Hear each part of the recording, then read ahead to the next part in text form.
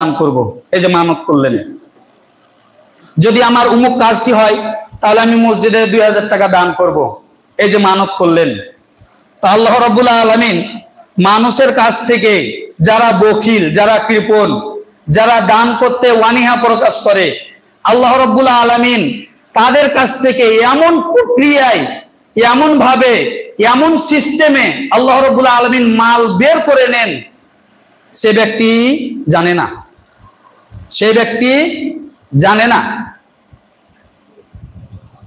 আল্লাহ রাব্বুল আলামিনের এই পৃথিবী পরিচালনার জন্য একটা সিস্টেম। আপনি দান করবেন না, আল্লাহ রাব্বুল আলামিন আপনাকে এমন অসুখ দিবে যা দেখেন যে ওই জায়গাতে 5-6 হাজার টাকা চলে গেছেন, আপনি বুঝতেই পারেননি, আপনি বুঝতেই পারেননি।